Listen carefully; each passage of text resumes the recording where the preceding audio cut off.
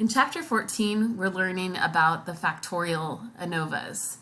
So chapter 12 and 13 talked about two different types of ANOVAs. Specifically, chapter 12, we talked about the one-way between subjects ANOVA. And then in chapter 13, we talked about the one-way within subjects ANOVA. So what chapter 14 adds to this is the ability to do an ANOVA with more than one factor. So remember that a factor is either an IV, so independent variable, or it could be a quasi-independent variable.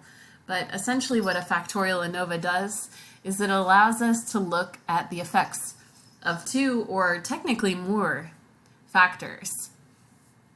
So you can have really as many IVs or quasi-IVs as possible. Although the more you add, the less sense your analysis begins to make after a while. So typically with the factorial ANOVA, you're usually not going to be looking at more than like 3 factors at a time. For the purposes of this class, we're just going to be focusing on factorial ANOVAs that will have 2 factors in them. But do know that you can actually have more than 2 factors. So it's 2 or more factors, and each of those factors has 2 or more levels. So each of your IVs or quasi-IVs needs to have 2 levels at least, but it could also have more than 2 levels. So remember that the term levels is just referring to how many groups or how many conditions that you're testing. So another distinction between a factorial ANOVA is that you can actually do it with any type of research design. So that could mean a between subjects design, it could be a within subjects design, or now we also have the possibility of what's called a mixed design, which I'll talk about in a second. Just like all the other analyses we've covered so far, this analysis requires that you have an interval or ratio dependent variable. Basically, it just needs to be numbers for your dependent variable. So there are actually lots of different versions of factorial ANOVAs. So we, in addition to just saying, we are doing a factorial ANOVA, we actually will give a specific sort of name to the ANOVAs that we're doing.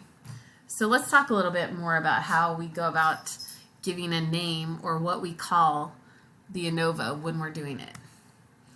So when we're naming the ANOVA, or when we're labeling the type of analysis that was done, there are 2 things that we're going to take into consideration when coming up with the name.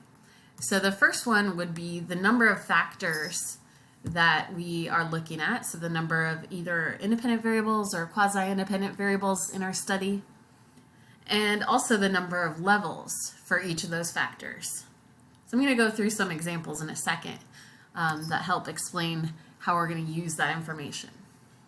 But in addition to that, another thing that is factored into the name of what we call our ANOVA is going to be the research design that was used. So as I said before, the possibilities would be a between subjects research design. Again, that involves having completely different people in each of our levels. Or our research design could be within subjects design, meaning that we have one group of people, and that one group of people does every level of your study or is in every condition of your study. Or another option is, now that we have 2 factors or 2 independent variables, we actually can have what's called a mixed design, where maybe one of our variables is a between subjects variable and the other one's a within subjects variable. So that would be a mixed design where we have a combination of the 2. So I'm going to go through some examples that will hopefully help clarify what these different designs will look like. But first, let's talk a little bit more about this first bullet point here and how we indicate the number of factors and the number of levels in the name we give our ANOVAs. So The number of factors, and this sounds a little strange probably when you first hear it, but the number of factors determines how many numbers you have listed. So let me give you some examples so I can help you see what this looks like. So one example would be a 2 by 2. So we usually just, when we're talking about this, we would say that multiplication sign is, we would just use the word by. So a 2 by 2, there are 2 numbers there, which means that there are 2 factors. So again, we're focusing right now on the fact that here's one number and here's 2 numbers. We're going to talk about what these actual numbers mean in a second. But right now we're just talking about how many numbers do you have listed. So that first example, we have 2 numbers. That means there are 2 factors. In this second example, again, we still have 2 numbers. So we have one number and then 2 numbers. That indicates we have 2 factors for that as well. Here's another example. If I said I had a 2 by 3 by 2, there are 3 different numbers here. That indicates that you have 3 factors that were in that study. So the number of numbers is how many factors were in your study. Again, factors are just either independent variables, so things you as a researcher manipulated, or pre-existing groups that you were comparing. So let's talk a little bit more about what these actual numbers mean. So the number of levels is actually what is indicated by the numbers themselves. So going back to those same examples before, a 2 by 2, we already talked about the fact that since there are 2 numbers, this means that there are 2 factors in that study. Factor 1 is this first number right here. So the number 2 indicates that factor 1 has 2 levels or 2 groups. And then factor 2 is the second number right here. So that indicates that factor 2 also has 2 levels. So that's what a 2 by 2 represents, is a study that has 2 factors. Each of those factors has 2 levels. Let's go with this next example of a 3 by 2. So we already talked about the fact that a 3 by 2, since there are 2 numbers here, that means there are 2 factors. But the 3 indicates that that first factor has 3 levels, so 3 different groups or 3 different conditions. And the second factor has 2 levels. So here we have a 3 by 2 is 2 factors. The first one has 3 levels. The second factor has 2 levels. And then finally, going back to this example where we have a 2 by 3 by 2. Again, we already talked about the fact that this study would have 3 different factors that were being looked at. So the first factor would have 2 levels. The second factor would have 3 levels. And the third factor would have 2 levels. So that's what's meant by a 2 by 3 by 2. So I'm going to talk through some actual research examples that might help clarify this just a little bit more.